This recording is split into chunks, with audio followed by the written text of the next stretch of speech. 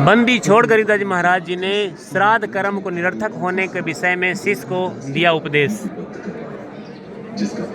एक दिन ऐसा हुआ, गरीबदास जी महाराज श्राद्ध कर्म को शास्त्र विरुद्ध बताकर, साधना बताकर उसे निरर्थक होने का उपदेश दे रहे थे। एक समय उनके एक शिष्य ने लगातार 2 दिन बाद तक अपने माता पिता का श्राद्ध किया और तीसरे दिन जब वो गरीबदास जी महाराज के पास पहुंचा तो उन्होंने पूछा, बेटा तुम कल आए क्यों नहीं थे सत्संग में? क्या तुम कहीं रिश्तेदारी में गए थे? क्या बात हुई?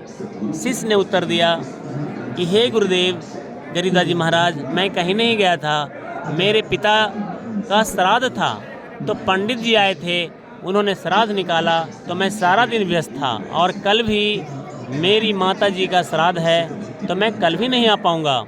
गरीबदास जी महाराज जी ने अपने शिष्यों को श्राद्ध करने से मना करते थे, लेकिन इस शिष्य के घर में अकेले नाम उपदेश लेने के कारण परिवार के दबाव में आकर श्राद्ध कर दिया। उन्होंने कहा कि हे गुरुदेव, मेरे परिवार के अन्य सदस्य, भाई भाभी तथा अन्य लोग इसे नहीं मानते, इसलिए मुझे ये सब करना पड़ा।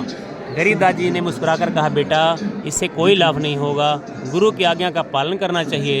यदि तुझे सच में अपने माता पिता को भोजन कराना है तो कल सुबह जब तेरी माता पिता जी का श्राद्ध तेरे पंडित जी निकाल ले, उसके बाद में 2 व्यक्तियों का भोजन बनाकर लाना।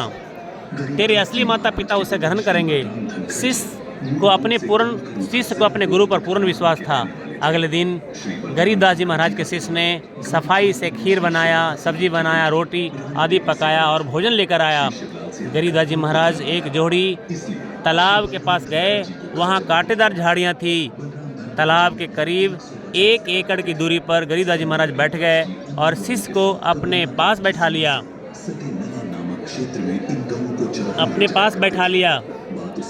गरीबदास जी महाराज ने कहा, अब अपने माता पिता के भोजन के लिए निकालो जो तुम भोजन लेकर आए हो, वे आकर ग्रहण करेंगे। शिष्य ने दोनों थालियों के पास भोजन परसा। तब गरीबदास जी महाराज ने उनके माता पिता का नाम लेकर पुकारा कि तुम्हारा बेटा भोजन लाया है, आकर इसे ग्रहण करो। तभी झाड़ियों के बीच से 2 गीदड़ यानी सियार बाहर निकले और एक थाली में बैठकर खाना खाने लगे। यह देखकर शिष्य चौंक गया। गरीबदास जी महाराज उनके सिर पर हाथ रखकर बोला, बेटा यही तेरे माता पिता हैं। शिष्य हक्का बक्का रह गया। गरीबदास जी ने कहा, बेटा क्या तुम्हारे पंडित जी के खाने के से तेरे माता पिता का पेट भर गया था? यदि तू सच में इन्हें भोजन कराना चाहता है तो रोज आकर इन्हें खीर खिलाया कर, तब देखूंगा कि तू कैसा बेटा है। यह दृश्य देखकर शिष्य की आंखें खुल गई और गांड पकड़कर क्षमा मांगी और कहा, हे गुरुदेव, हमें बहुत बड़ा धोखा हो रहा था।